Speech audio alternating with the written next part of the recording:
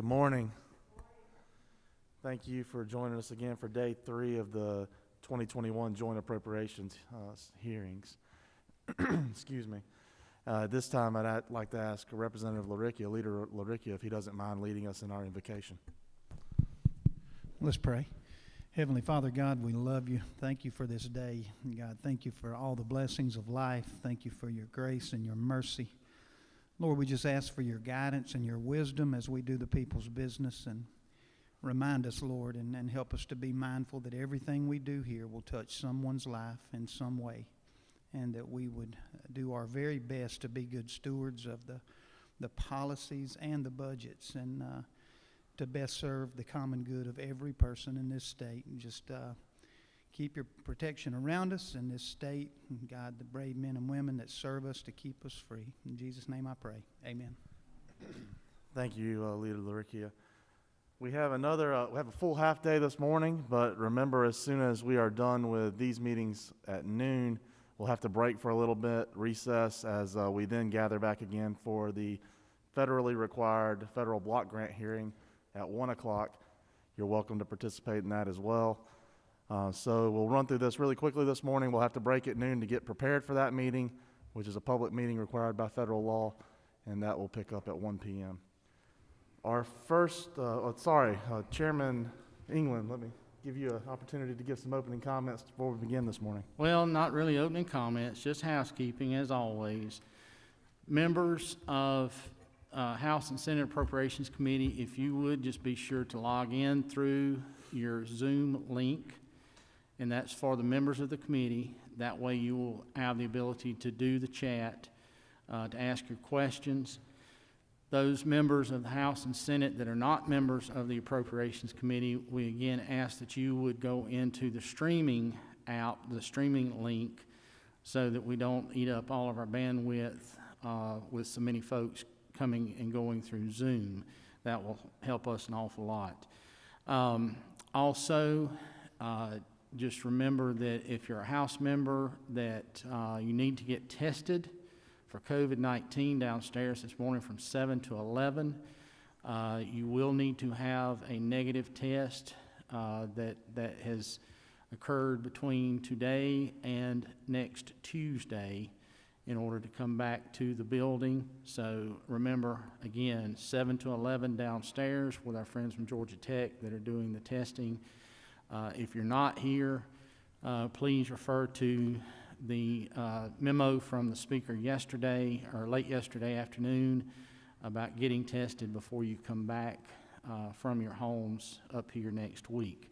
Again, trying to keep all of our fellow members safe and healthy, and our staff members safe and healthy as well. Mr. Chairman, that's all I've got. Thank you.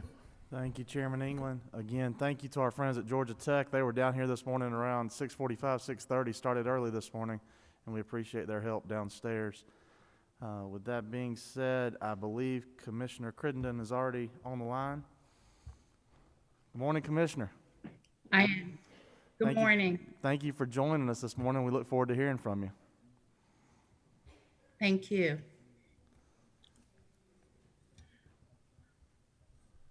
Your slideshow is up, and please proceed. Thank you. Good morning, Chairman England, Chairman Tillery, and committee members. Thank you for this opportunity to come before you to discuss the governor's budget recommendations for the Department of Human Services for the amended fiscal year 2021 and for state fiscal year 2022. My name is Robin Crittenden, and I'm Commissioner of the Department of Human Services, and I'm joined here today by several members of my leadership team. The Department of Human Services vision, next page, please. The Department of Human Services vision is to build stronger families for a stronger Georgia. With each policy, program, and service we provide, we ask ourselves, does this help build stronger families and, as a result, a stronger Georgia? And this year, we've been asking ourselves that question quite a lot as we've made changes to how we work and how we do business during the global pandemic. As of March 23rd, the majority of our workforce transitioned to work remotely. Child support customers are directed to self-service options for conducting business with the department. And in the event we are unable to resolve a customer inquiry remotely, staff see customers in the office. Both Adult Protective Services and Public Guardianship have also continued to provide their services. In this new environment, productivity is stable and all employees have the equipment required to work from home. There has been no disruption in services, and frontline staff receive proper PPE. With our mission in mind, here's how we use our resources to accomplish our goals, adhere to the law governing our programs, and hold ourselves accountable to the public trust. DHS has about $1.6 billion allocated to protect and serve Georgia's vulnerable populations. When you add the budgets of our attached entities, the total for the department's fiscal year 2021 budget allocation is $1.8 billion. Now we will look at the governor's recommendations for DHS. Next slide, please. Overall, for DHS, the governor has recommended an amended fiscal year 2021 budget of $800.4 million in state funds and $803.9 million in state funds for fiscal year 2022. This amounts to an increase in expenditures of $4.4 million for amended fiscal year 2021, and for fiscal year 2022, an increase in expenditures of $7.9 million. The governor's recommendation includes a statewide adjustment for the teachers' retirement system of just under $2,500 for fiscal year 2022. Next page, please. Now referencing pages 194 and 198 of the governor's budget report for departmental administration, in amended fiscal year 2021, a reduction of $537,000 to reflect the 6.2% increase of the Enhanced Federal Medical Assistance Percentage, or EFMAP, during the COVID-19 public health emergency. And in fiscal year 2022, an increase of $496,000 to reflect an adjustment in the EFMAP from 76.92% to 76.80%. Also, for departmental administration, the governor has recommended providing funds to begin the implementation of the Patients First Act, which was passed during the 2019 session. DHS is responsible for the system upon which the program will operate. In amended fiscal year 2021, $4 million in state funds and $7 million in state funds in fiscal year 2022 to assist Georgians with affordable health care. The governor's final recommendation for departmental administration is an increase of $1.3 million for the Georgia Gateway Cloud migration implementation. Next page, please. Referencing page 198 of the governor's budget report, for fiscal year 2022, the governor has recommended for elder abuse investigations and prevention an increase of $973,000 in state funds for an additional 13 adult protective services caseworker positions to investigate reports of abuse, neglect, and exploitation of seniors and adults with disabilities. An increase of $231,000 in state funds for 3 additional public guardianship office caseworkers to coordinate and monitor all services needed for the health and welfare of our guardianship clients. And an increase of $71,000 for 1 additional central intake position to support the additional caseworkers. Next page, please.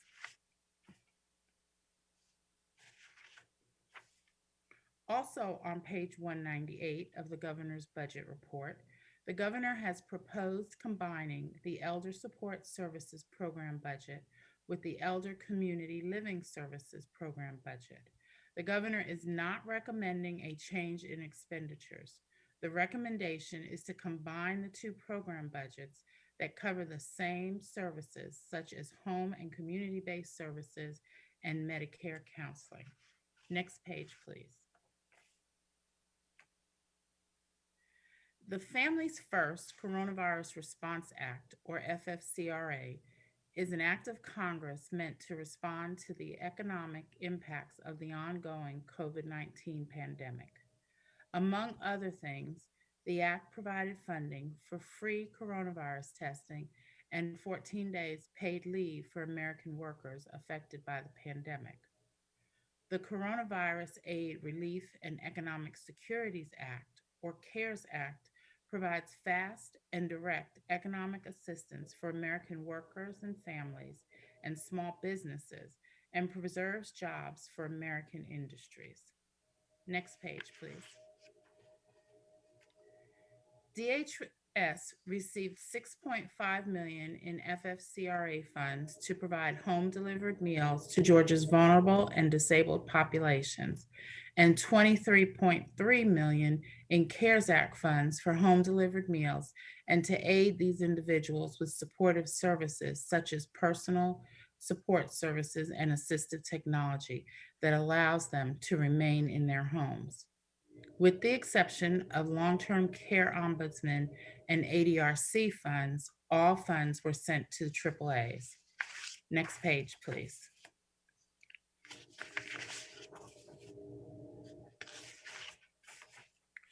The Georgia Vocational Rehabilitation Agency, Council on Aging, Family Connection Partnership, and Safe Harbor for Sexually Exploited Children Fund Commission are attached to DHS for administrative purposes only. Next page, please. The governor has not recommended any changes to the budgets for the Council on Aging or the Family Connection Partnership. These are the governor's recommendations for the entities that are administratively attached to DHS.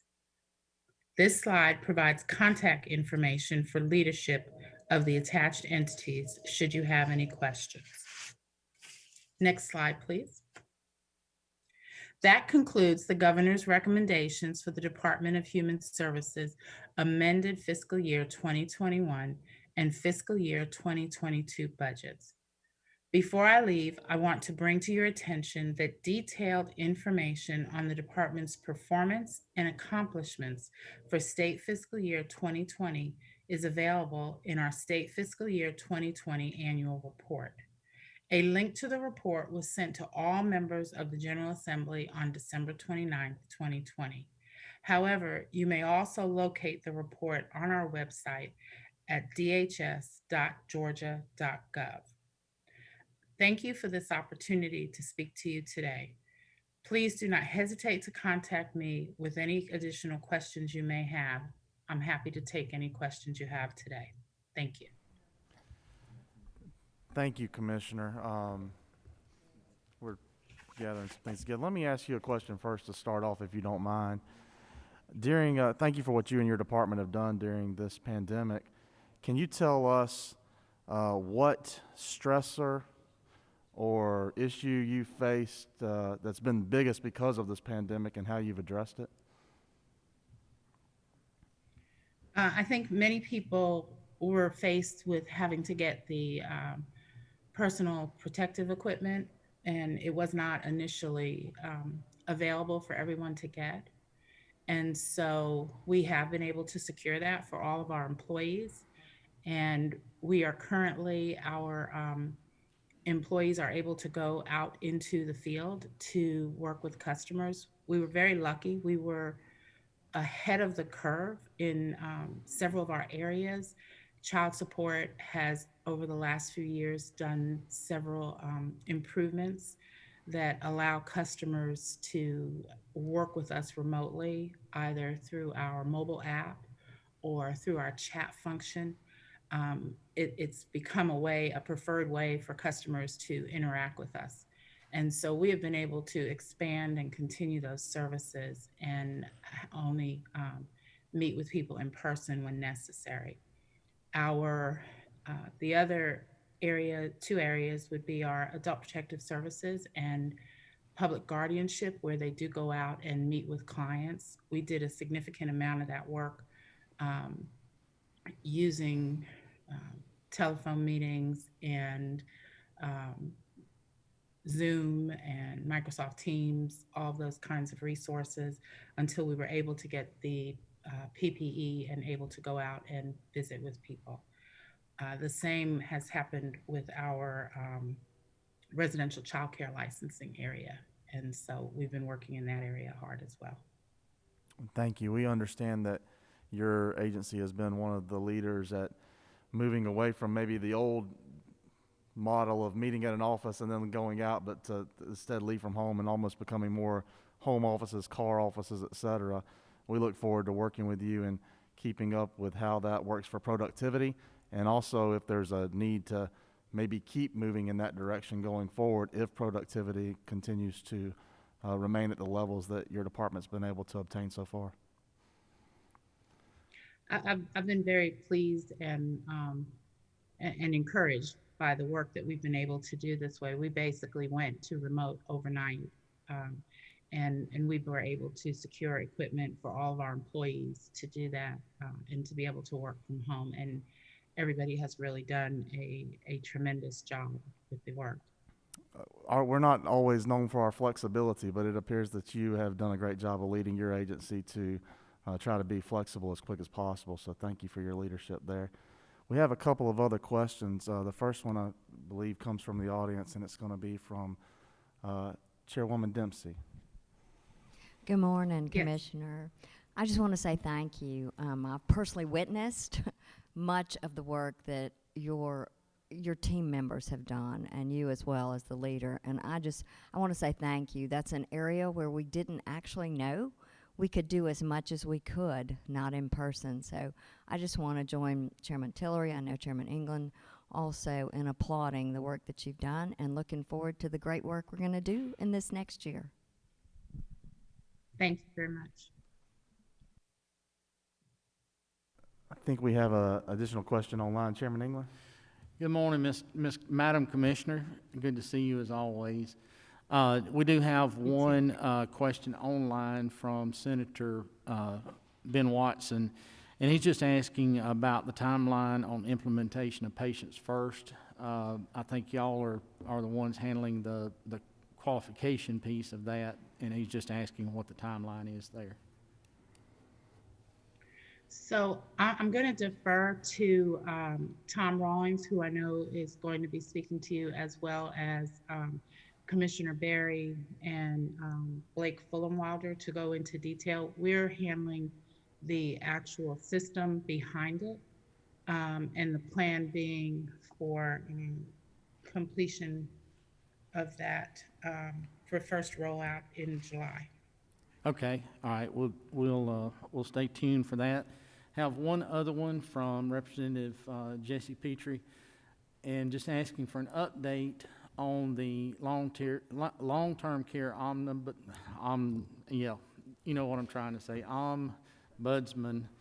Still suffering COVID brain here, so I'm sorry about that.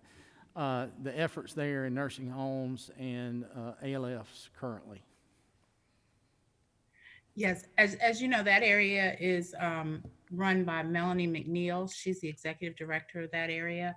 And so I would ask, if it's okay, I will have her reach back out to you to answer your questions. Absolutely, that's fine. Commissioner Crittenden, thank you again for your presentation today. Appreciate you, and again, appreciate the leadership you're bringing to move DHS forward and things that may carry on even after this pandemic has subsided. Thank you for your presentation. Thank you very much. Next, we have with us falling right in line, Director Tom Rollins from the Division of Family and Children's Services under the Department of Human Resources. Director Rollins, thanks for being with us here today. We'll get your mic on. All right. Thank you, Chairman Tillery, Chairman England. Good to be with y'all today. We got a slideshow, I hope. going to go ahead and launch right into this thing. DFACS, of course, is the largest division of the Department of Human Services, about $1.4 billion in state and federal funding. I think what you're going to see today, you can go on to the first actual slide there, please, with data on it. Here we go. What you're going to see today is represents a couple of different trends. Number one, we, of course, at our department, we're responsible for eligibility for SNAP, food stamps, for Medicaid, for TANF, for a few other similar programs. Over the last 11 months, we have put about $3.5 billion in food security funds, and especially SNAP and the PEBT program, into the Georgia economy across the state, which I'm proud of our workers for doing. As Commissioner Crittenden said, we made a very, very quick transition from a situation in which folks came into the office oftentimes to apply for benefits to one in which folks were certainly working from home and out in the field. The other part of our agency, of course, we got about 7,000 employees, and half of those are in our Office of Family Independence or Eligibility, the other half in child welfare. And so the other trends we have seen, of course, we have had a significant reduction in the number of reports coming in because children were out of school. However, I think we have been able to maintain good watchful eyes, to use our good radar system out there of mandated reporters and other folks to keep children safe. At the same time, since March of 18, we have decreased the number of children in foster care by 3,800. That's about 25%. So that is a significant cost savings, and those savings, as we move forward, are being shifted into other areas. Especially, we'll see them shifted into more efforts in keeping children safe within the community and with relatives. The other trend that I'm very pleased about is the overall increase over the last few years in the number of children being adopted out of our foster care system. Of course, there are about 3 or 4 times as many children adopted through private agencies, but most of the children that are adopted from our system have special needs, and they qualify for adoption assistance, which is primarily federal funds. So we have needed to, as we have had more adoptions, we have increased those funds. Let me go very briefly over what we're seeing in terms of the actual budget.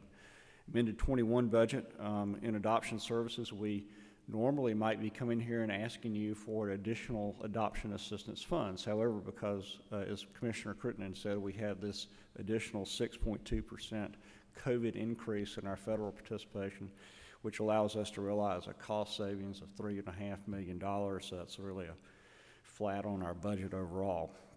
DFACS administration as well.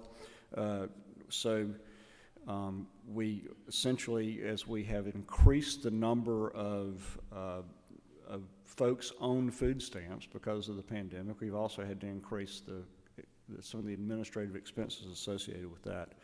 The net on that is about $412,000 additional that you'll see is actually being shifted out of other areas. So the third thing on here, 1344 and federal eligibility benefit services, we really represent somewhat of a sort of some accounting. We have, for the 21 year, about $500,000 in SNAP appeal costs and about $250,000 in Medicaid appeal costs for the Office of State Administrative Hearings. So we've kind of worked out an arrangement with them to shift some funds to actually cover those costs. Additionally, in the next slide, please, in the federal eligibility benefits system, you heard, and you'll see this trend continue in 2022, you heard about the Patients First Act. We expect about 50,000 additional individuals to qualify for some kind of medical coverage under that act. And of course, as the agency that is responsible for doing the eligibility, we need the staffing to help do that. So another $707,000 to begin implementing that this year. There was a question as to when the act is going to take effect. We're anticipating July of this year. I understand that what we're doing right now, though, is really building the system. So you're going to see, as you saw in the commissioner's budget, you'll see in the DCH budget, funding to cover both the actual insurance benefits as well as significant funding to build the additional computer and data systems necessary to enact that. Our portion, of course, is to cover the staffing costs associated with it. Let's see, in the out-of-home care, you'll see that we are reducing for 21. Part of that, the reason we're able to reduce that is, number one, we have less out-of-home care costs, less foster care costs, but also additionally, as I said, the 6.2% additional federal funds coming into the system, and the FMAP is really helping us out and helping us save those state dollars. So essentially, same thing with the SNAP program, a little bit of reduction there. And then we go to the 2022 budget. This is where we have a slight increase. So as we have the numbers of children being adopted from foster care, I'm sorry, you can go to the next slide. We have this increasing caseload on adoption assistance, about $4.5 million. We expect also the FMAP bump that we've been getting will go away, so we'll need to increase a little bit of adoption services money by about $114,000. In child abuse and neglect prevention, you'll see that there's a zero figure, but what we are doing is recognizing that we have received about $1.1 million into the Children's Trust Fund, which goes, of course, to child abuse and prevention work from various marriage and divorce fee collections. In federal eligibility benefit services, 1521, a slight bump due to the retirement system. And then the next page, you'll see. This is another big bump, which is that we are increasing, skip the page. It's not a big bump here. Federal eligibility benefit services, again, that funding for the State Office of Administrative Hearings, about $750,000. And then, as I said, a continuation of the staffing for the Patients First Act, increase of $943,000. In the out-of-home care budget, which is the next one, which is our most significant decrease, every 1,000 children in foster care, we spend about $23 million, $20 to $23 million.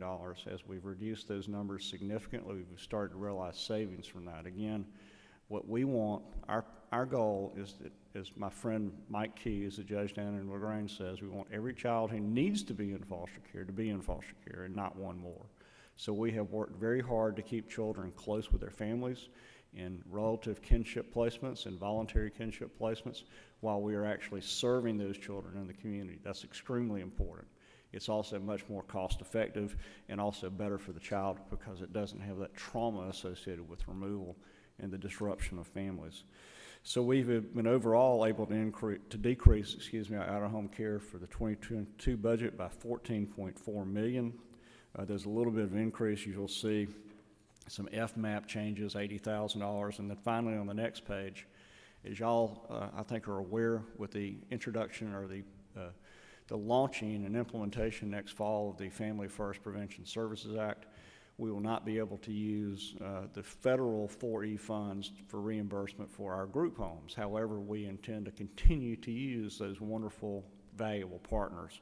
So we'll be increasing those state funds by about $6.5 million.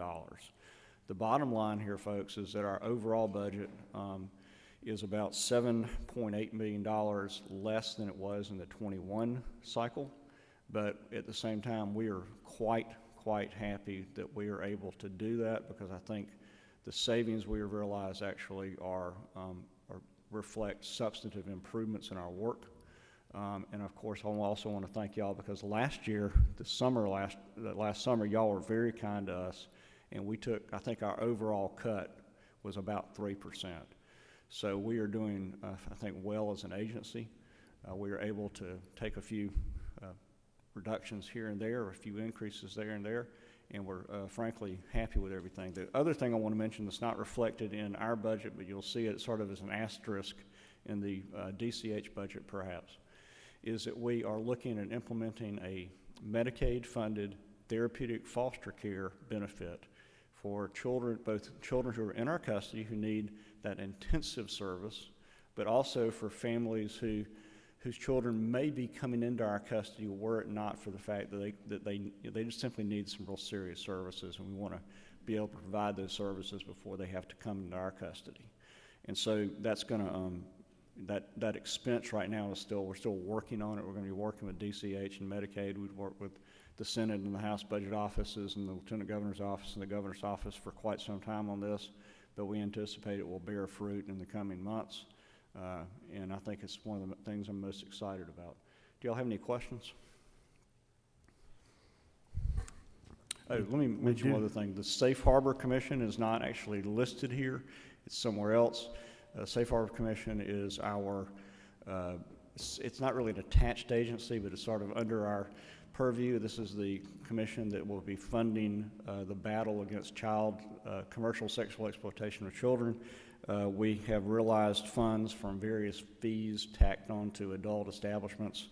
We'll be budgeting about $300,000 for Amended 21, and then in 22 about $350,000 we'll be able to use to provide those services, working very closely with the Committee on, the Criminal Justice Coordinating Council and the First Lady's Grace Commission. I apologize for admitting that. Chairman? Thank you, Director Rawlins. We do have a couple of questions. First, looks like it comes from Leader Laricchia. Thank you, Mr. Chairman. Thank you, Director Rawlings, and thank you for visiting with me in my office the other day. You know that this is foster and adoption has been something that I've had a passion for, and you know that First Lady Kemp, is Yes, sir. really working hard on this. And I mentioned to you about a ministry down in South Georgia called To Care, and you're familiar with them. And I've run into a lot of families that aren't necessarily prepared to foster, with the commitment with having biological children in the home and those kind of things. But it was brought to my attention that there may be a way to connect families from the faith community, families from within these communities, to partner with foster families to help support them as they foster.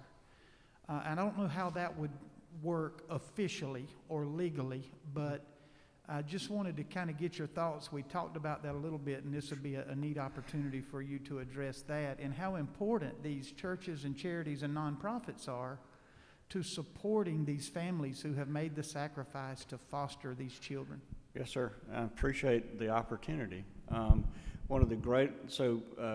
been doing this work about 20 years now. I think, as many of y'all know, we used to go around to the churches and say, would y'all like to foster? And people would say, it's a little scary.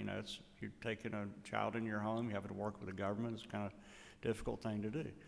In the last few years, there have been a number, especially church-based, but faith-based nonprofit groups that have popped up around the state. Call to Care is a great one, Chosen for Life, Promise 686. I'm sure I've left out some, and I apologize to my friends out there who are doing this work. But what they have done is sort of taken sticking their toe in the water, so to speak. They get churches especially to say, could you prepare a meal for a foster family? Could you babysit for a foster family? And last year, of course, we made it a little easier for folks to babysit for a child in foster care. Could you do laundry for them? Could you help? Chairman Tillery himself had hosted a date night for foster parents one time a couple of years ago, and at his church, and the foster parents got to get together, have a get together, and do stuff, and while somebody was watching the children. And this is a wonderful, wonderful way to introduce folks to the child protection system, to what they can do. And many of those have gone on to be either respite foster parents themselves or even full-fledged foster parents. So I greatly appreciate the opportunity and really want to encourage the growth of groups like this. We are doing so through our State of Hope program, which makes some seed grants around the state to such groups as well as other nonprofits. And I would highly encourage folks to come on our website and especially talk to our strategic innovation team and our outreach partnerships team and see what they can do. So thank you. We've got a couple of questions online. Okay, first one comes from Senator Orrock. Please share information on services provided to support families to avoid out-of-home placements. And she goes on to say, thank you for your leadership, too. Sure. So there are lots of them. So we have a lot of grants out there under the Promoting Safe and Stable Families program that are really, if you start at the beginning, food stamps themselves, of course, are a way to keep families together. We have funds that we can use, for example, for some housing assistance to keep people in a stable situation, to provide counseling for families. I would just basically say that about 85% of our work actually is focused on keeping those children in the community. Most of that comes from TANF funding. Some of it comes from other federal funding sources, prevention funds. But I think the key for us is really is the child safe. And what we're really doing, we're going through a process right now of if a child is in danger, that we're certainly trying to keep the child in a safe situation, preferably with a relative, and those are some more intensive services. What we're really working on right now is those situations that involve cases of poverty, housing assistance, just need. And we're trying to do a better job of doing a warm handoff for those folks to community-based organizations. We believe the state is not the end-all be-all. It is the local community, the local extended family, the neighbors who are so good at stepping in. We just got to do a better job of letting them know the need. And so I'll give one example. We have the Care Portal, which is a great service that many of our partners are using now. When we can say this family needs this to be able to stay in that home or to be able to get what they need. And someone from the community will say, I'll buy that, I'll do that. And so this is the kind of community partnerships we're doing to try to keep folks together. So thank you, Senator. Okay, the next one's coming from Representative Carolyn Hughley, and she's just asking, I guess, for a little updated information on what your kinship care cost and supports have increased since you're having to utilize more family care to avoid putting children into foster care. I don't have the details on the actual kinship costs, and I'll be happy to provide those to her. I'll get Cliff to kind of put them together, but I can tell you generally that I think it was last year, maybe the year before, we increased for the children in state custody with a relative, we increased substantially the per diem rate, so it's almost what you get as a foster parent. We also are able to provide, like for grandparents raising grandchildren, there's a DHS program that provides some stipends there. There's also the ability to get child-only TANF or temporary assistance for needy families to support. What I am working towards is sort of a lower tier where we can actually provide more support for a child who is not in our formal custody. And I think under Family First Prevention Services Act, we'll have, once we implement that, we'll have more opportunity to spend those funds. Child care is very important for these folks. That's one of the most expensive things that keeps relatives from taking in their relative kin, because they got to pay child care for them, and child care is darn expensive. So we're working with DECAL, internally within our folks, to devise a better package for those situations where the child is not in our custody, but we still need to be providing financial support to the family so we can keep that child out of state custody. Got another question from online, and then we've got several in the audience as well. First one from online. What is the source of collections and the breakdown via agency collecting referenced in the funding request for the Safe Harbor Commission? I'm sorry. Yeah, let me see if I can read that and break it down again. Sure. I'm going to read it verbatim. What is the source of collections and the breakdown of versus agency collecting referenced in the funding request for Safe Harbor? I can get you the exact amounts from the Attorney General's office. So this, as y'all recall, the Safe Harbor Commission was set up. There were some fees and some court fines, I think, associated with trafficking and other bad sexual crimes. There were some fees associated with adult establishments of various types, strip bars for one. There has been a lawsuit pending for a couple of years now challenging our ability to collect some of these funds. However, overall, we have about 650,000, it's not exactly right, about 650 in the fund, and we feel that we can start going forward to issue some, to use some of those funds without fear of some court later coming back and telling us that it's not, we're gonna have to give it back. I think we're okay on that, but the lawsuit has still not been resolved. But if you will ask the questioner to let me know, I'll be happy to get them an exact breakdown of where those funds are coming from. Gotcha. Will do. Thank you. Senator Beach. Yeah, Director Rawlings, thank you for what you're doing, and we've Yes, sir. made great strides in foster care over the years. And one of the organizations in my district, Faith Bridge, has done a real good job. Yeah. You mentioned several of them. But my question to you is this. At 18, when these kids age out of the foster care system, is there any program to help them get into a technical college, or do we just throw them out to the society and say good luck? Are we helping them transition, if you will? I appreciate y'all letting me plan all these great questions out there so I can talk about my programs. Senator Beach, we actually encourage children who are going to hit 18 without permanency not to leave foster care. We have they can stay until they're 21, and in fact during COVID we're letting them stay as long as they need to, even up to, I think the latest federal law allows us to provide services to them until they're 26 temporarily. But so we are keeping, to the greatest extent possible, we're keeping them in our care. We're helping them to live independently, to learn life skills. We have educational vouchers so that they can go to technical college or college. We've even had them go to grad school. We have additional, continued support in terms of skill learning and just, support from both our agency and a caseworker and the courts. And so we have actually increased the number of they're not children anymore, young adults who are still in under our watch by about 100, up to about 800 now, I think, in the last year or so. And we're really trying to encourage that. And in fact, I think you're going to see some legislation that even further addresses how we can support those younger adults as they become adults.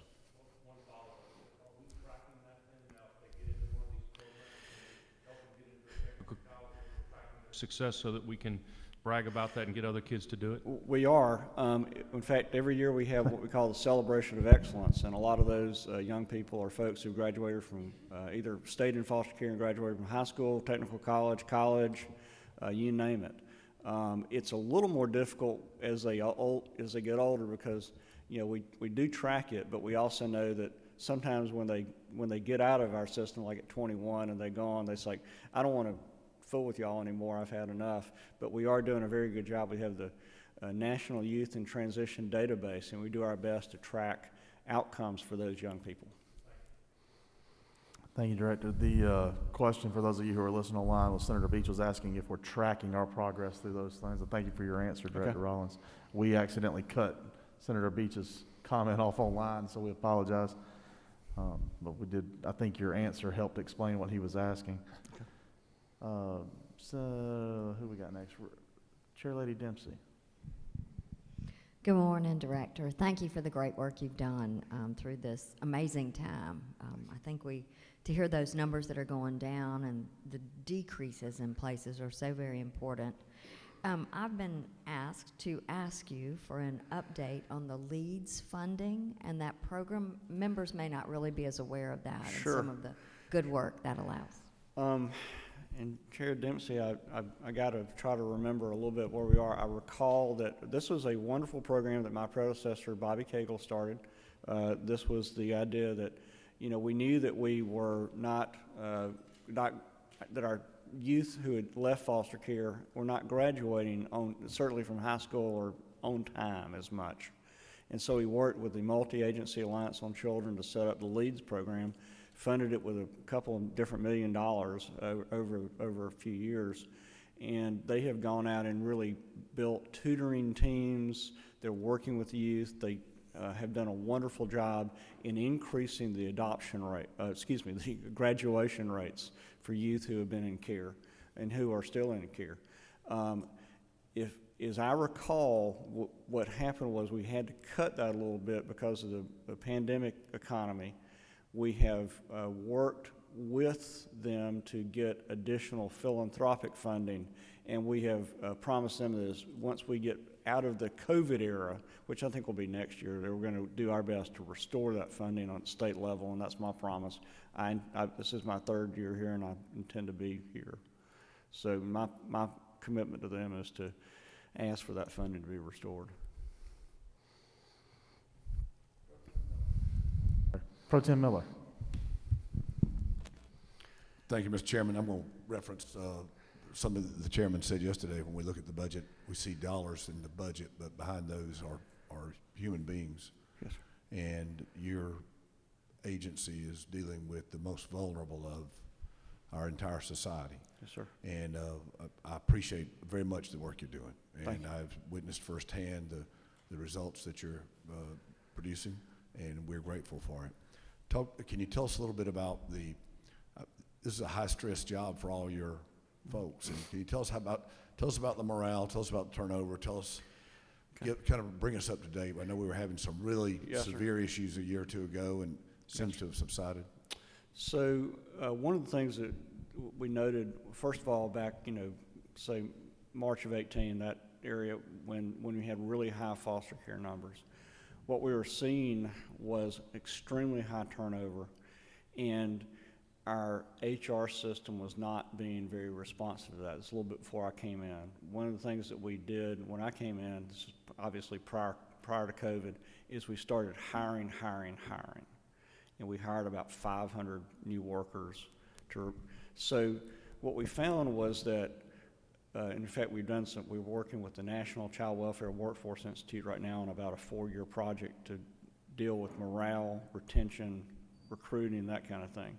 And what we found is a couple of different things. Number one, our folks don't mind the stress of dealing with the families we serve.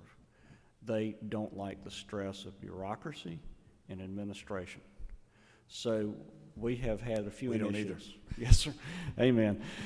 We've had a couple initiatives, and one is what I call just culture, which is I don't care where you are in the organization, you need to be heard, but especially if you're on the street. If you're out there doing the work, we need to hear you. We need to also free you up. There's a great book that I read a long time ago, and it's my foundation for management. People who are doing good work, especially professional work, they need to feel purpose in what they're doing, so we try to encourage them all the time that what they're doing is valuable. We try to surround them with folks like Call to Care and other groups that are coming in and they're taking our caseworkers out to lunch and supporting them, inviting them to church, so they know that the work they're doing is meaningful. Number two, give them autonomy and discretion. Don't tell those caseworkers, this is what you must do today or else. You say, how would you address this issue? Let's use your professional judgment. Let's help you develop your discretion. Number three is mastery. We've got to continue to educate them. It's a little bit it's difficult with everybody working remotely. I would say that certainly our retention rate has increased, but I can't promise you that's not because of the COVID. But what we have tried to address is ensuring that we have enough people to do the job, reducing the work level, and we actually have some technology projects in the works that will also reduce the paperwork and administrative overburden. So the turnover has gone down. Yes, sir, it has. Good. And I can get you I wanted to hear you say that because I wanted everybody to know that. Okay. I'll get you some exact figures. It's gone down. Like I said, it's, I would like to say that's completely because of my wonderful, leadership. No, but part of it's because of the COVID, because folks don't want to change jobs. But I do think we're doing a better job throughout the agency in terms of motivating people that this is the kind of place y'all need to be here for 20 years, develop good professional judgment, and know how to do your work well. Thank you. Chairman Anderson.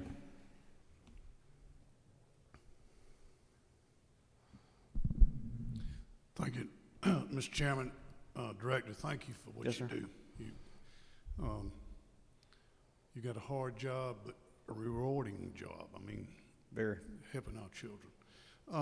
My question is about a facility down in Davisboro, Yeah, Broken Shackle. Broken Shackles, and I know you're familiar with it. Yes, sir. Family-based run organization. You know, they help these children. They go the extra mile and help these children get the GED. And but then also they have a certified welding shop, Mm-hmm. certified automotive, and cabinet shop to teach these young boys a trade. But they don't get no assistance on the state level for them 3 certified programs. Is there any way maybe in the future we can see? Yes, sir. I'll some talk to help there? David. You know, David and Gary and I have been friends for a long time, and I'll be happy to talk to them. You know, certainly we have an agreement with them, a contract with them. We give them per diem rate, but we'll see what else we can do. They also have a wonderful transitional living program. Center Beach was talking about kids aging out of the system, and one of the things that Broken Shackle does very well is take those young men. Sometimes they come from the juvenile justice background, sometimes from our agency, and really train them and give them a skill and then help them get a job out in the community when they turn 20 or so. And it's a great program, but I will talk to y'all about what we can do to help out more. Thank you. Sir. Director Rollins, one last question. You may have mentioned this and I missed it, didn't write it down. You talked about, and we're so proud that the fact of our numbers of children in foster care across Georgia have fallen. Can you give us the numbers of what that was in maybe FY19 versus now or some other, Yes, sir. whatever other year you pick? I can give you exact numbers. The high water mark was approximately March of 2018. We had right at 15,000. Today we have 11,200. We've had just a steady decrease, certainly before COVID, but even now. The numbers, as you can imagine, have picked up a little bit lately just because more schools are back in, and I think we've kind of caught up with situations. And I think we would actually be decreasing the numbers more rapidly were it not for the fact that the courts are still not having, some of them are not having regular hearings. So we've got to have those hearings to move those children out to successful permanency. My concern is always going to be, can this child be safely maintained with his parents or in his community with a relative? If so, then let's surround that child and his family with the services they need so they can keep going to their old school with their old friends, go to the same church, play baseball, do all that kind of fun stuff that regular kids do, and not have to be separated from their family. We're also looking, I think, at more of we need to be doing better decision making up front about fishing or cutting bait. So if you have a situation where you can know up front that a child should not be going back home, then we need to go ahead and move that child to permanent, safe guardianship or adoption. So thank you. You picked up another question in your detailed answer there, Chairman England. Yeah, and Director, this kind of, I guess, flows into that and a little bit of what you've already talked about. But Senator Orrock is asking, what are caseloads looking like right now compared to past years? Are we up, down, about the same? They're down somewhat. They're certainly down compared to like 3 or 4 years ago. I need to it does vary from place to place, so I'll need to get her the details. I think the average, obviously in the metro area where I have most of our kids, the caseloads are very reasonable. A lot of that is because we've really taken significant measures to make sure that we're complying with the Kenny A consent decree. Out in the rural areas, they can fluctuate a little bit more because especially as as someone leaves and we're trying to get a replacement for that person, which is, as you can imagine, is a little more difficult out in some parts of the state to get somebody who wants to go to, a smaller county. Those are the last question that we had. Thank you again, Director, for being here, and we're really proud to hear about those numbers across the state. Thank you for your work. Well, thank you, and I just want to once again appreciate all the work and all the help y'all have given me over the last 3 years or so, and it's been wonderful, and I just love working with y'all, and I'm so glad to be here. So thank you. Just another housekeeping announcement reminder. The chat function on the Zoom platform is for members of the committee to use to ask their questions. Again, if you're not a member of the Appropriations Committee, either Senate or House, please send your question through a committee member to ask them to ask it for you in the chat function. Again, the chat function is for Appropriations Committee members only. I know that we've made that announcement a few times, and we may have made it when folks were not on or not listening, but I just want to reiterate that. We're trying to function here just like we would in a normal committee meeting where everyone's in person and committee members only have the opportunity to ask those questions. So just that kind, subtle reminder one more time, the chat box is for committee members to use to ask their questions. If you're watching as a member of the House or Senate and not a member of the committee, please again send those questions to someone who is on the committee. I'm sure they will be more than happy to ask those questions or submit those questions for you. Thank you. Thank you, Chairman England. At 9 a.m., we're actually 1 minute ahead of schedule, but I believe Commissioner Berry is already with us. Commissioner Berry, can you hear us? You may be muted on your end. We can see you. Nope, you're not muted on your end. Maybe it's our end. What about now? We can hear you now. It's a little bit soft. Well, definitely wasn't soft. Let's see if we pull up a little bit. Okay. Is that any better? Commissioner Frank Berry of the How's Department that? of Community Health, thank you for being with us, and your slide shows up. Commissioner, the floor is yours. Thank you very much, Chairman England, Chairman Tillery, Chairman Parrish, Chairman Dr. Senator Burke. Thank you for giving us the opportunity to speak with you today. I know we have quite a bit of time. We'll try to get through as quickly as possible, but I want to give a comprehensive overview of what the Department of Community Health has been up to for the last year.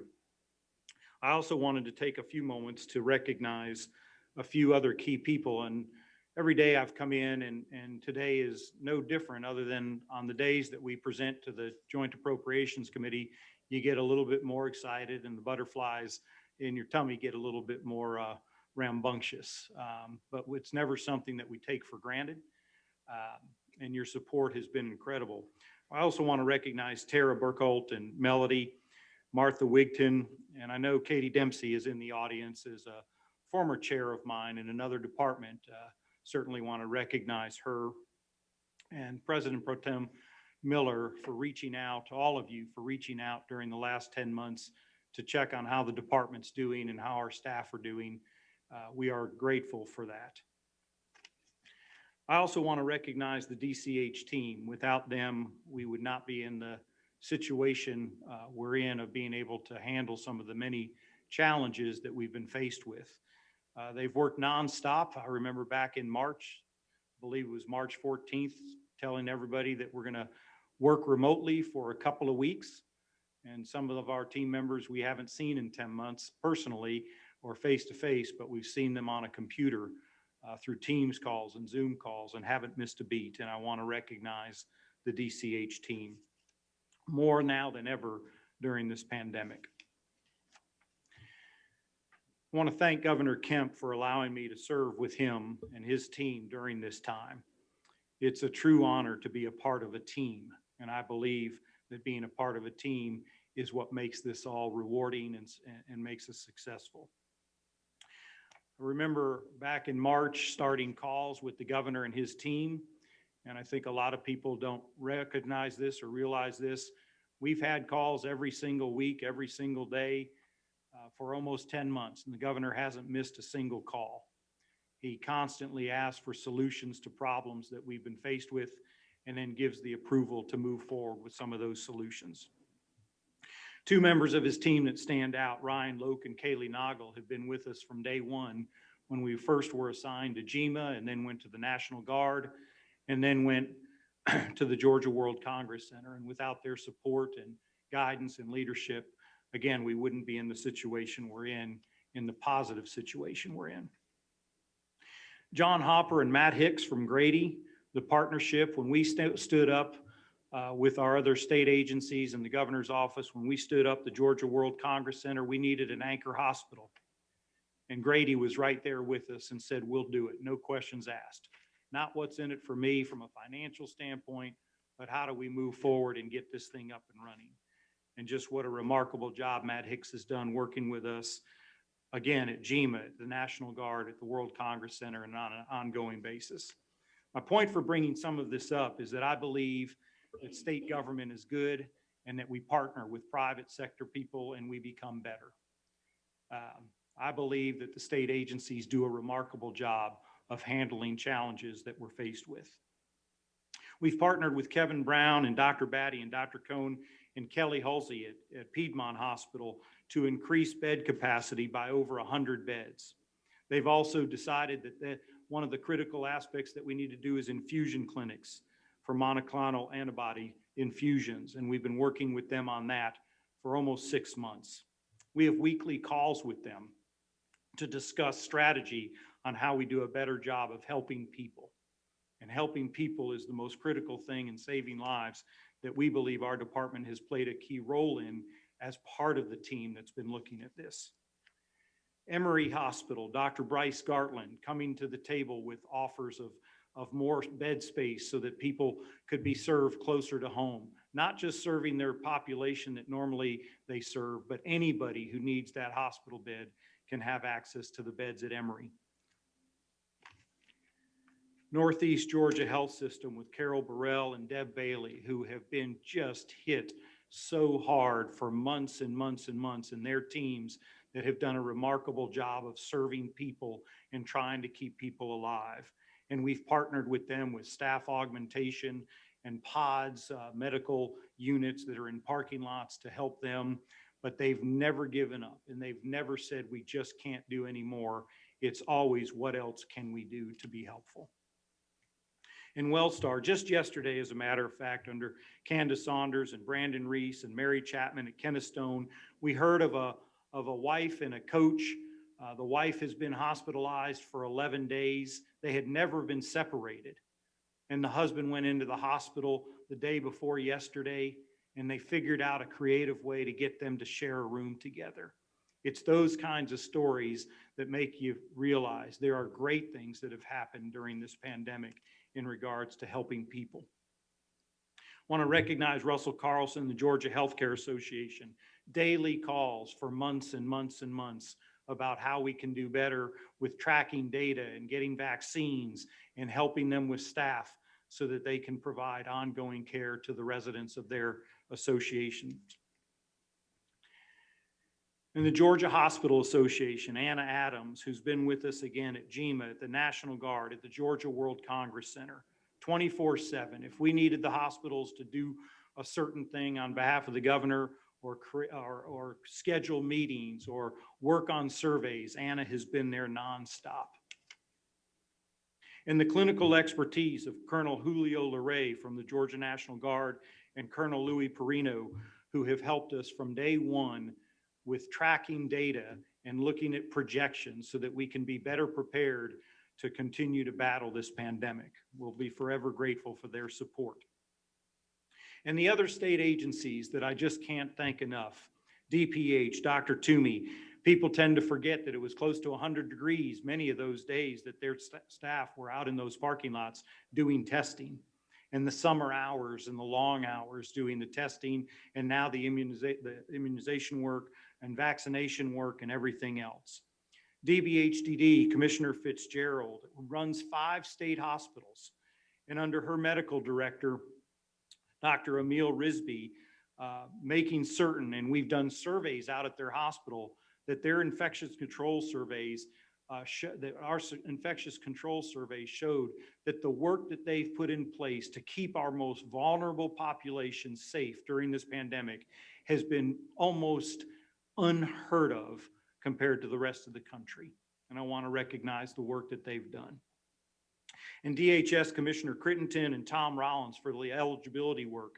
We have had more children become eligible for Medicaid and families become Medicaid eligible during this pandemic than we ever have before. And to be able to keep those individuals served has been a remarkable, remarkable job on their part.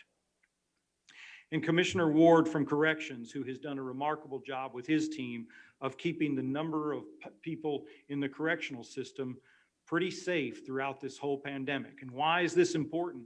Because we have limited resources for staff augmentation. And if they didn't keep their people safe and their staff safe, the number of staff that we would have had to support with them would have put us over the top from a financial situation. Commissioner Oliver, the same thing. Again, state agencies have done a remarkable job working under the leadership of Governor Kemp to make certain that we're providing high quality care. General Tom Cardin and his leadership. Who would have ever thought that General Tom Cardin and his team would have become experts in infectious disease control, working with us on our long-term care facilities, working with us on healthcare data.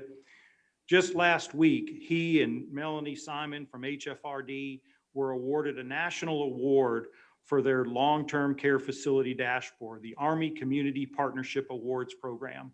Out of well over 100 awards that were applied for, 14 were recognized, and Georgia received one of those awards.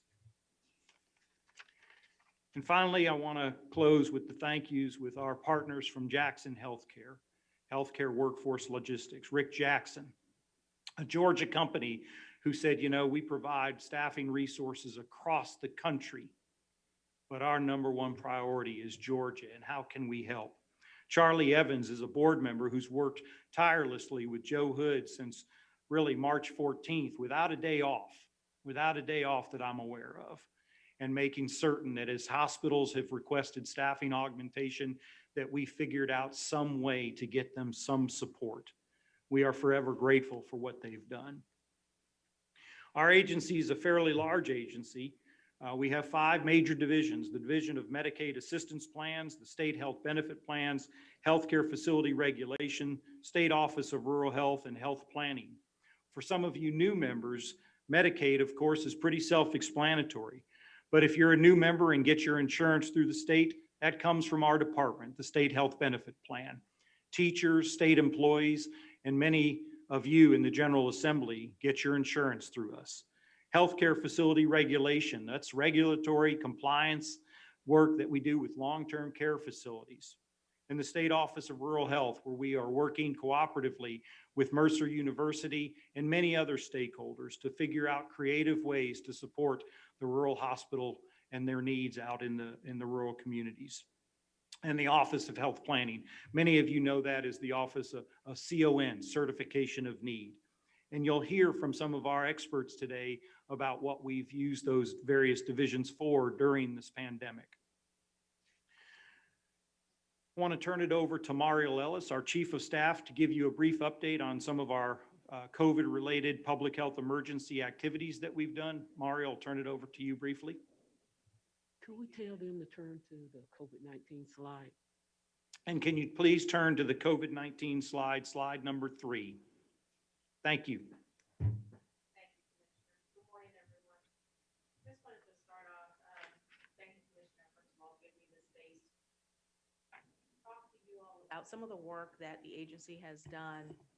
As everyone had to do immediately last March, we had to pivot very quickly and ensure first that our team was okay. And the commissioner constantly talks about the 4 tenets of customer service, communication, teamwork, and accountability. And we had to find ways, and very creative ways, in order to ensure that our team still felt like part of a team, even though we were dispersed to our homes and had to continue to do the work that we needed to do.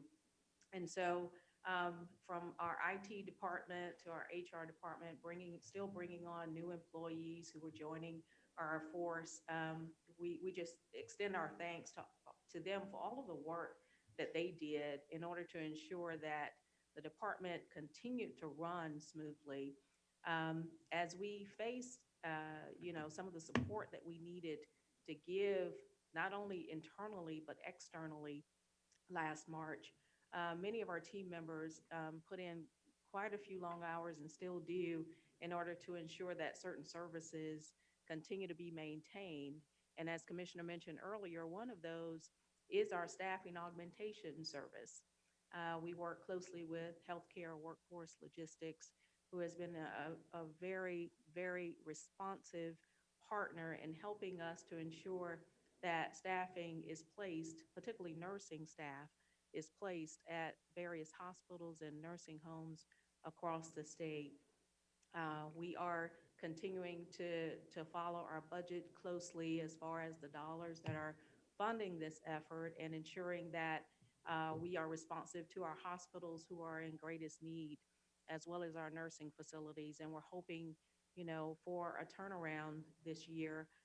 It will be a blessing not to have to provide staffing, because we know we'll be on the positive end of COVID. So we're hoping for that, but we are grateful for the work that our partner in Healthcare Workforce Logistics has done to help us to continue to meet the needs of our hospitals and nursing facilities. Also, from an executive order that the governor issued back in, I think it was March or April, concerning certificate of need. It was an opportunity for healthcare facilities to apply for a suspension of the certificate of need rules in order to meet the needs of their patients and constituents. And so we've had a number of hospitals apply for suspensions in order to be able to expand their bed capacity without having to file for applications. So that help has been really, really instrumental in ensuring that the least thing that a hospital would have to worry about is whether or not they can be able to place patients who come to their doors. Our department has also provided support through contracting work and to ensure that the work at the Georgia World Congress Center was established. Our legal team really helped with ensuring that the state reached terms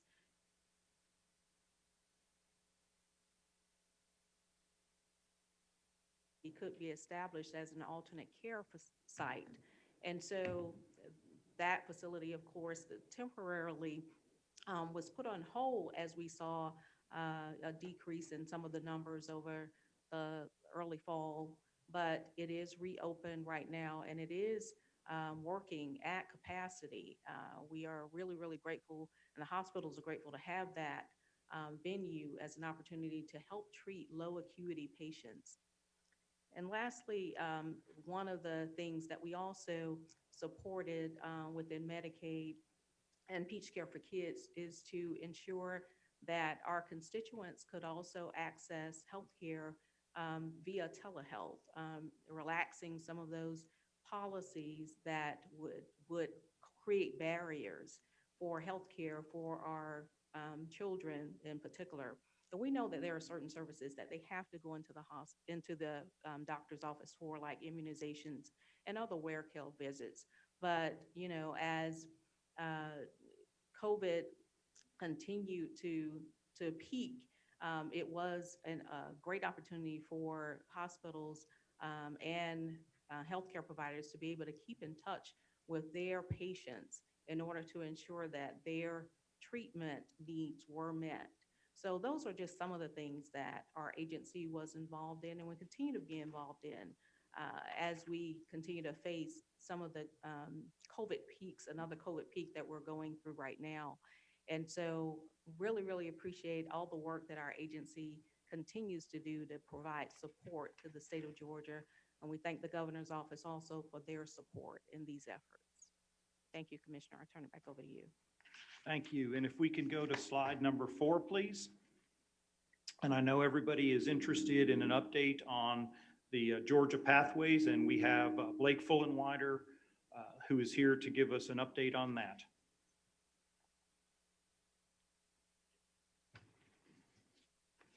Great, thank you, Commissioner. Thank you, Chairman and members of the General Assembly. I'll be very brief, but want to provide a update on a major initiative, as you're aware of, the Patients First Act.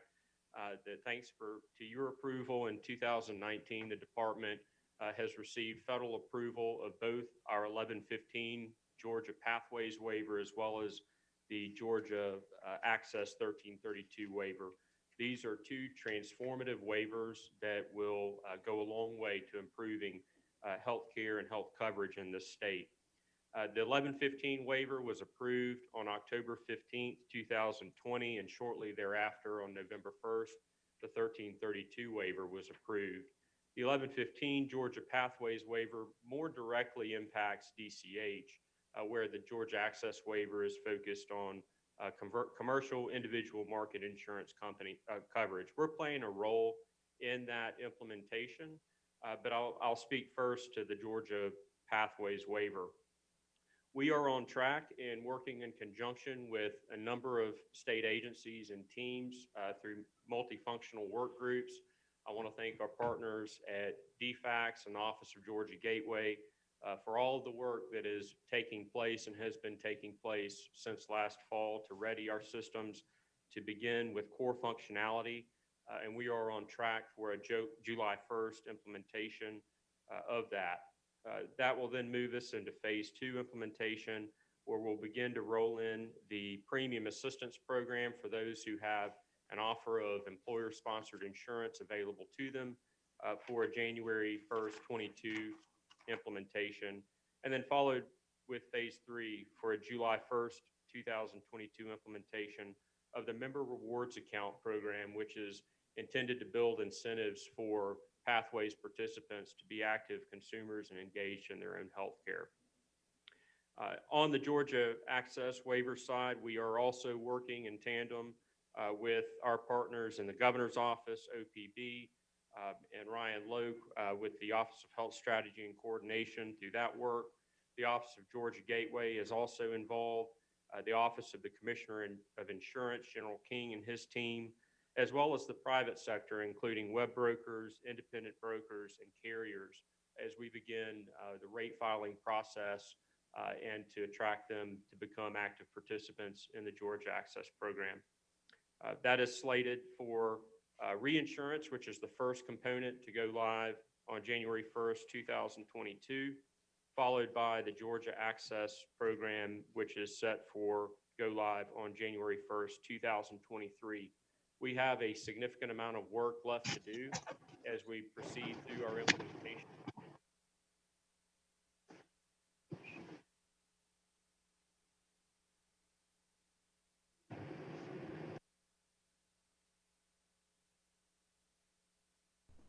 Commissioner, I think couple we of lost months in our July. Blake. There you go. You're Thank you, back. Commissioner. Thank you, Blake. We have a high-level amended 21 budget highlights that Lisa Walker will go over, and then we can answer as many questions as you all would like to offer, if that's an acceptable approach. Mr. Chairman, is that okay with you? Of course, go ahead. Great. Lisa, turn it over to you for the budget numbers. Thank you. Good morning. I'll be presenting an overview of the amended year 2021 and fiscal year 2022 budget for Department of Community Health. Most of the items you see are our traditional items in terms of growth and federal mandates that we have to implement to continue to operate the Medicaid program. One exception would be the nursing home piece, and I can go over that after the presentation of the regular items. And those nursing home pieces are related to the healthcare facility regulation program.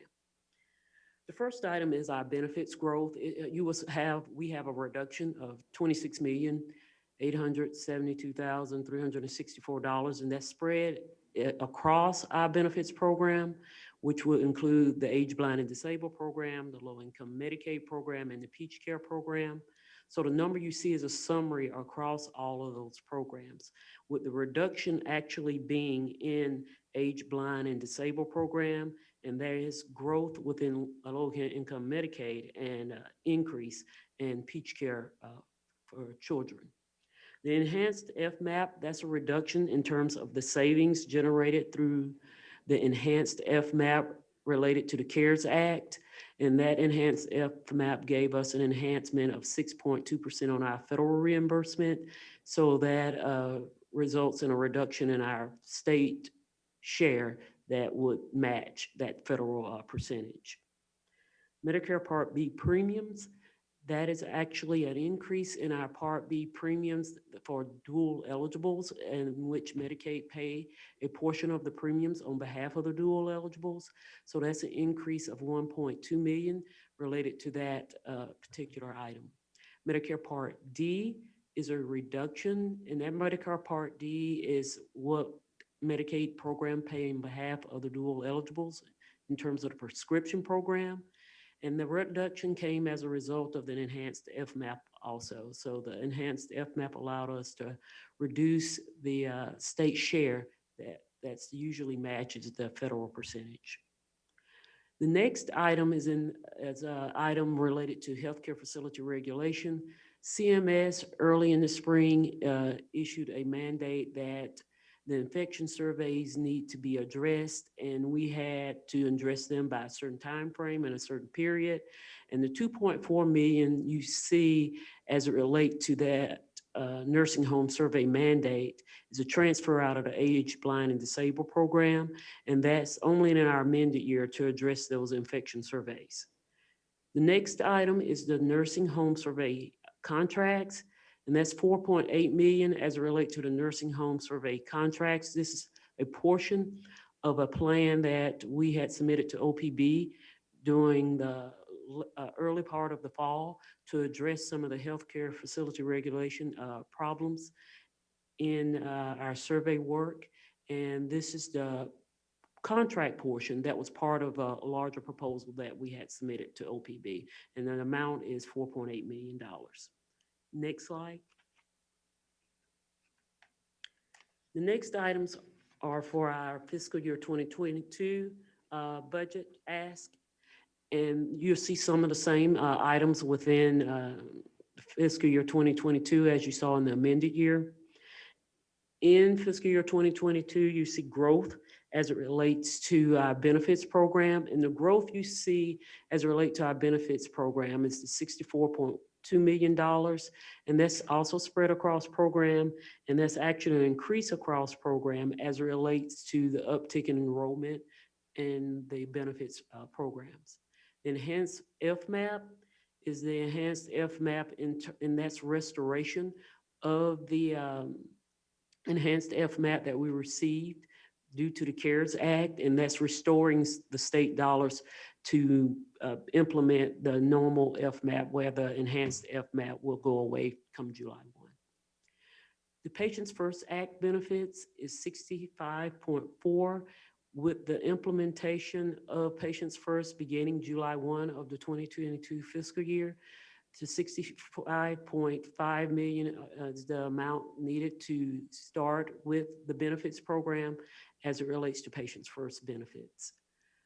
Patients First Act admin, those are admin dollars in terms of the need the Department of Community Health will need in terms of admin that will address staffing and some of the oversight and evaluation of the Patients First implementation. And the ask for that is $2.6 million.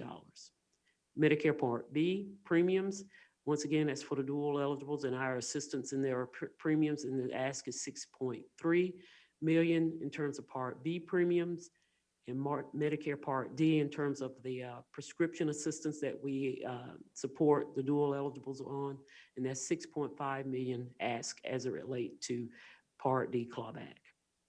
The nursing home survey contracts, as I mentioned previously, during the amended fiscal year, the 4.8 is the amount of a larger proposal that we had submitted to OPB to address some of the concerns within Healthcare Facility Regulation Program, but the amount in the governor's report is 4.8 million, and that will assist in the contractual services for the vendors that help us with backlog. The next slide is slide 9. Is to give us an overview of state health benefit program. Next slide, please. Yeah, thank you.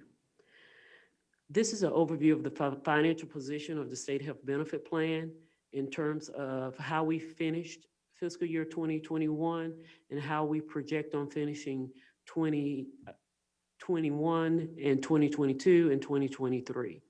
As you can see in the net surplus deficit in terms of fiscal year 2020, which we just finished, we ended with a surplus of $228 million in state health benefit plan. And some of that savings was available due to the decrease in utilization within state health benefit plan. And as we go toward fiscal year 2021, the current year we're in, you'll see that we're trending toward a deficit. And usually in the state health benefit plan, most of the revenue that comes in that program is supported with premiums. In this past fiscal year, there was a slight increase in employee premiums to help assist with that revenue. But the biggest revenue generator is the employer share that goes to agencies that they pay on behalf of the employees. So that hasn't been adjusted in a while, and that is leading to revenue not keeping pace with the expenditures in the program. The prior year fund balance that you see on the current audited year and the projected years, that's a combination of reserve funds for OPEB and SHBP reserves. And as we move into 2021 and 22, we will have to utilize some of the SHBP reserves to maintain current operations in the state health benefit plan as it relates to making sure it stays solvent in terms of operations. And that concludes the presentation on our position on financial, SHBP financial status and our budget presentation. Thank you so much. Chairman, we'll turn it back over to you for any questions that you may have.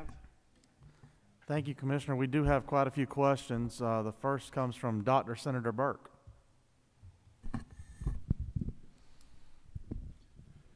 Thank you, Mr. Chairman. You left out secretary and chairman and, gosh. Leader of the free world. There's a lot of titles there, Senator. Thank you. First of all, I want to thank the commissioner and his staff for the work that they've done during the pandemic, and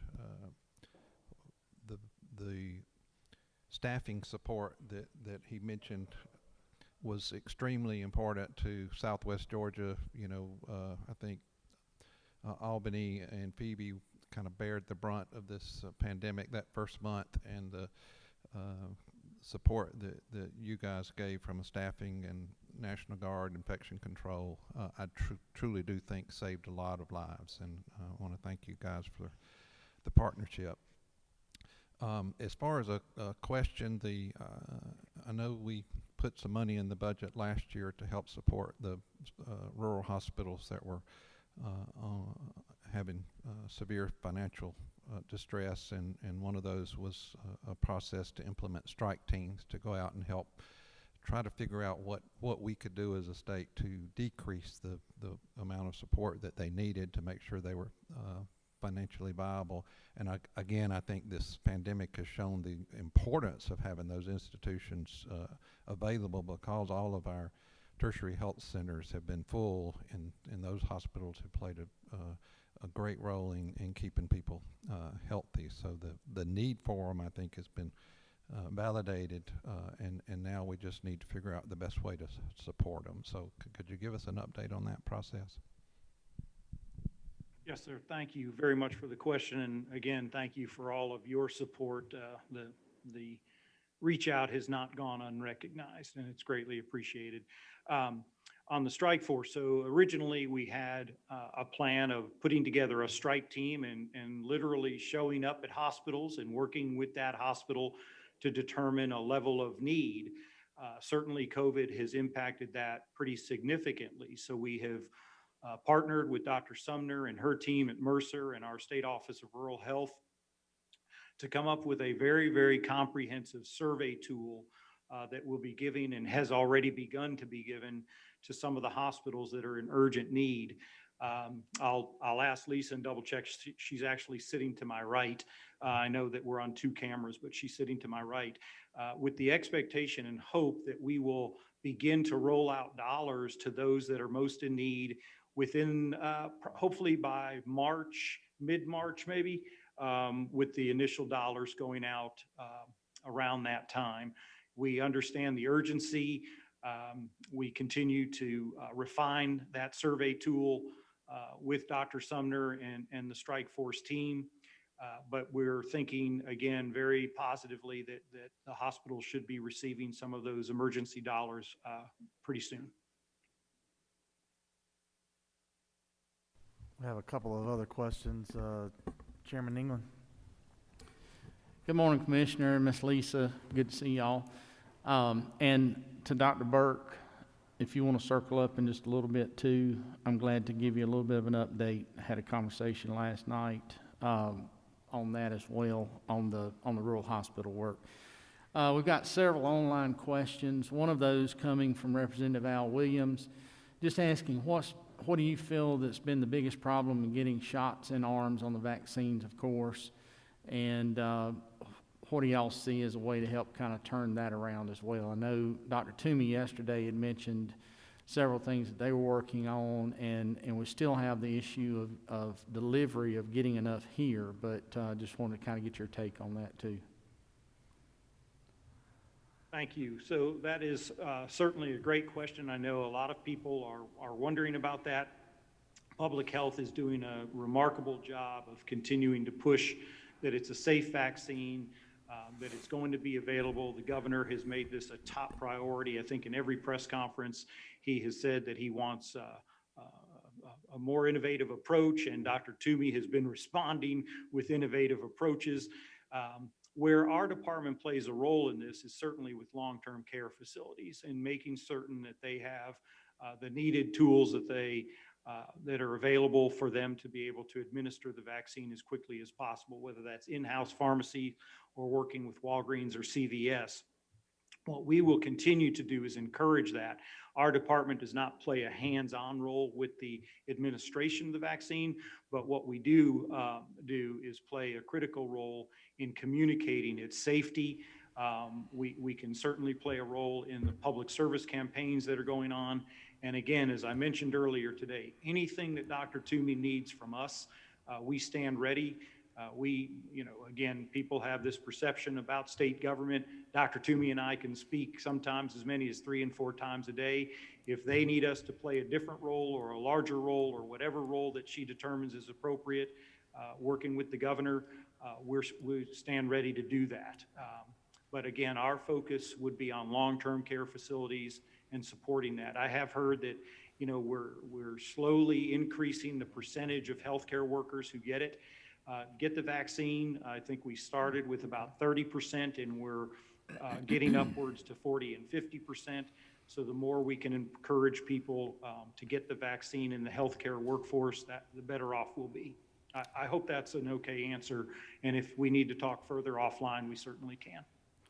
All right. Our next question is, Commissioner, have you considered using home and community-based providers to get our most vulnerable elderly population with nursing home levels of care vaccinated quickly?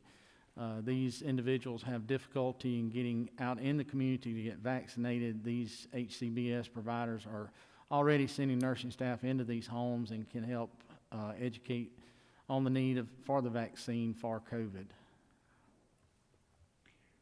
Yes, we have had a brief discussion on that and would welcome the opportunity to have further discussion. I believe I know where that question is coming from, and we would welcome further discussion with that. I think we're looking at all available healthcare workers who have an interest or would be willing to go into whether that's hospital settings or long-term care facilities or home settings where we have some of the most vulnerable youth, we would absolutely be willing and to entertain further conversations. And Chairman, if there's an opportunity again for us to have further discussion about how that would work, we'll get something scheduled. Brandy can reach out immediately and get something on the books even as quickly as today. Commissioner, we have a couple of questions. As you know, during the summer, psychiatric residential treatment facilities has been a big priority of the Senate. Can you tell us where we are in that project moving forward and possibly able to create some help for those citizens who would benefit from some of those programs? Yeah, great. And again, thank you for the question. You know, it's a fascinating discussion to be engaged with, and I want to certainly recognize the work that Tom Rollins and our departments both are doing as it relates to therapeutic foster care. Going back specifically to PRTFs, you know, I've been in Georgia since 1995. I was here 4 years before Olmstead was signed, and have been working with children and families in the community really since 1995. And I think the pendulum swings, and most people are familiar with this. I remember about 10 to 12 years ago, the movement of we've got to do everything we can to get children out of PRTS. We're overusing that service. And so there was a big push to bring our children home, and to bring children home from out-of-home placements, and to bring children home from PRTFs.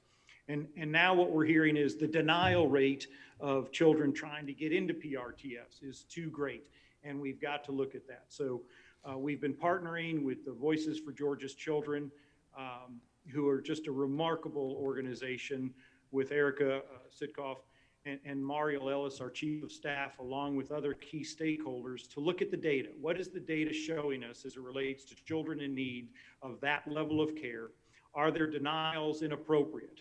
We're willing and partnering with them to open the books of what the data looks like. We've engaged with the care management organizations to look at the protocols, to look at medical necessity, to come up with an agreed upon criteria. And so the work continues and it's ongoing. The work really didn't slow down over the summer, COVID or no COVID. The work continued. And so we're hopeful that we will come up with an agreed upon approach to serving children, whether that's in PRTFs or whether that's in therapeutic foster care, or whether that's in other community-based services. But the CMOs are at the table with us. The providers are at the table with us. The advocacy organizations are at the table with us, and we're looking forward to the ongoing work. And again, the work that us and DFACS under Tom's leadership and under Commissioner Fitzgerald's leadership of looking at what the comprehensive needs of these children indicate. Once we all have put our heads together, I think we're making tremendous progress. I know it's not quick enough, and I, again, have been around a long time. I get frustrated with the slowness, but we're taking bites of the apple, and we should continue to move forward with that. Next question is about the state health benefit plan. Can you tell us for how long that contract is, it looks like how long that contract lasts, and then when is it next up for reconsideration and rebid? Yeah, Lisa, you want to talk about the contract? I think that we'll tag team this one a little bit. The contracts don't have an end date per se. There's no set time for them to expire.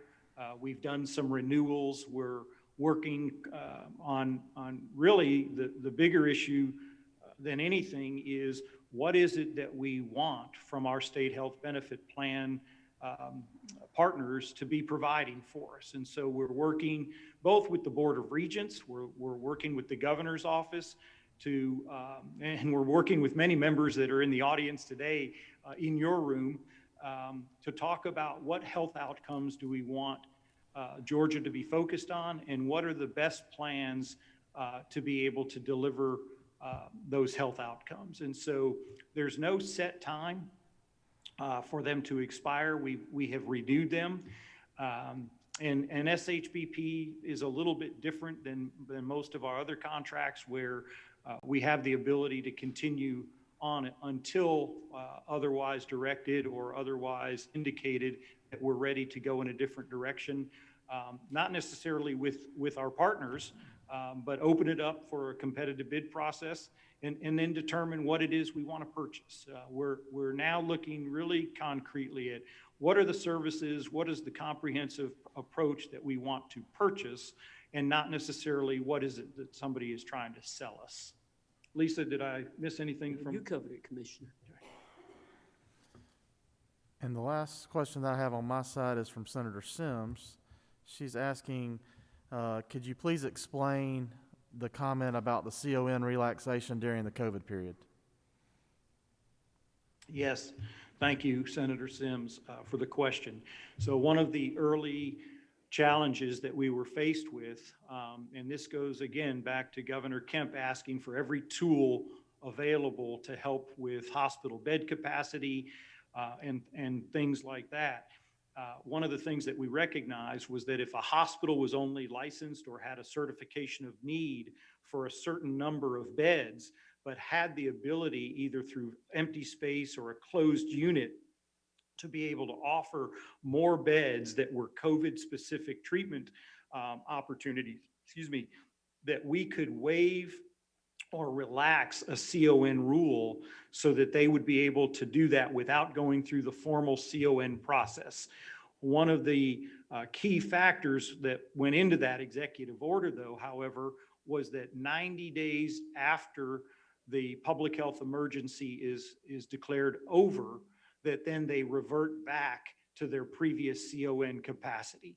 So it was a way to free up bed space so that those hospitals who had the opportunity to grow bed capacity would be able to without going through the cumbersome process of the CON certificate of need process.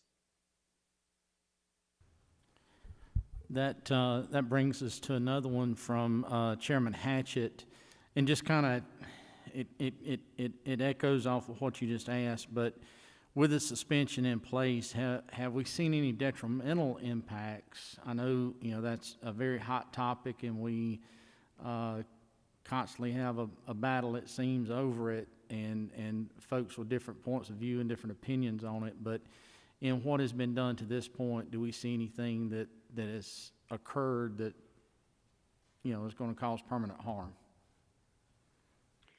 Chairman Hatchett, thank you for the question. So remember, this has been solely focused on COVID-related activities. So the CON suspensions have been focused on COVID.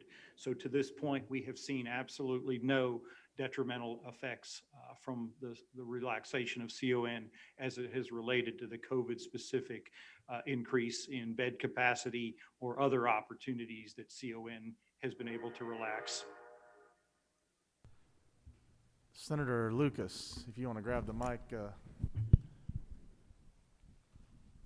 Dr. Berry, where are we as far as the rural hospitals and them asking for advanced dish monies? And I'm asking because last year we tried to help alleviate a situation that we were all caught in prior to the pandemic really hitting us. But how many of these rural hospitals have already asked for advanced dish so that we have some idea when we're dealing with the appropriations process of where we are with these rural hospitals? Thank you, Senator. Lisa, do you have a current request update on advance? Sure. There has been no hospital asking for advanced dish payments.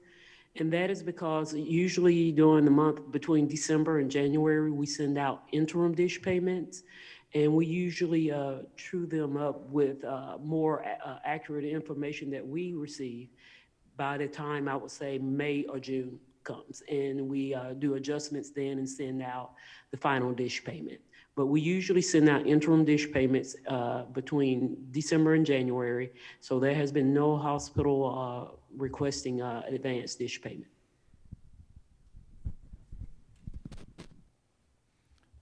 Got had a couple of questions online. Okay, this from Senator Orrock, and kind of a two-part question a little bit.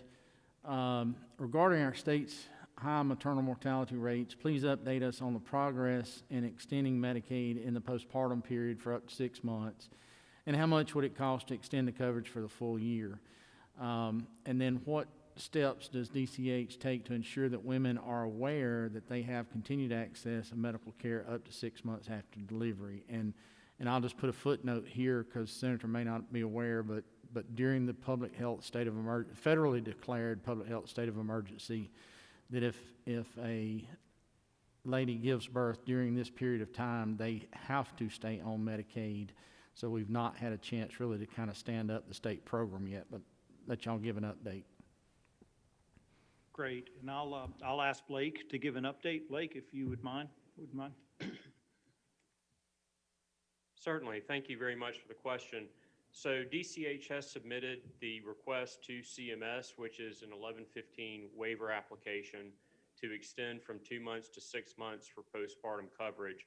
The negotiation period, which occurs with every 1115, was kicked off last week. So we are in active discussion with CMS. They're aware of the request, and we're hopeful that those discussions will move pretty quickly. From a technical standpoint, the policy in the 1115 waiver is fairly straightforward. It's really one policy change, which is just moving from 2 months to 6 months.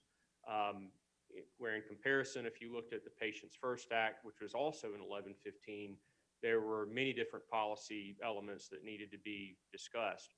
One area that I know that we'll focus on with our federal partners is the budget neutrality, working with our actuaries to be sure that our projections are correct. So that'll be part of the discussion. We're hopeful, though, that this can move very quickly. And once that obviously is approved, then we'll move to implement as rapidly as possible. I will say on an implementation side, we have already begun working with our vendors, Gainwell Technologies, for instance, who runs our Medicaid management information system, to go ahead and begin laying the groundwork for that implementation to occur. So we can flip that on relatively quickly rather than starting after federal approval. Going to your second part of your question in terms of how are we going to make sure that women who have given birth are aware, there really won't be anything that a postpartum woman will need to do. Whereas their coverage would, notwithstanding any other action that they take, would end after 60 days postpartum. It will automatically extend to 6 months. We are looking to and working with the advocate community there's a lot of interest in this, so we'll be working with them to help get the word out, provider associations, and would certainly appreciate help from members of the General Assembly as well as you may get questions. Okay, thank you, Blake. Next one is from Dr. Lee Hawkins to Commissioner. Thank you for the staffing assistance to the North Georgia Health Systems, and I would echo that. I'm sure that Pro Tem Miller would echo that as well as Representative Donahue and many of us in that neck of the woods up there. It was truly a lifesaver. Do you see a continued supply of healthcare staff for the future and until we get on to the downside of COVID? So as of right now, we have funding that carries us through March 6th. We will continue to work to push as hard as we can for continuation. I think there is a little bit of some promise that the federal government will come through with more dollars and that we would continue that. I know that it has been absolutely one of the most critical pieces from what we've heard from hospitals who it's not just a matter of the volume of patients that they're serving, it's a matter of the number of team members, nurses, doctors, respiratory therapists that have been impacted by COVID themselves who have been out. So it's a staffing shortage and in addition to the increased numbers. So Joe Hood has done a remarkable job of coordinating with hospitals across the state. We believe, and I believe that the governor's team believes that this has been one of the most valuable tools that we've been using to fight COVID. And we're very, very hopeful that the feds will give us ongoing support to continue that. We certainly see the value in it, and we'll continue to push as hard as we can. Thank you, Commissioner. That's all the questions you had online and all the questions you have in the audience. We appreciate your presentation today. Thank you for your team members who presented as well. And thanks for the work you're making during the pandemic and also on other matters related to public health, particularly infant and maternal mortality that we know you've worked with this body to address for many years. Thank you very much. Members, we're about 10 minutes ahead of schedule. We're going to take a quick break and we will start back at 9:59.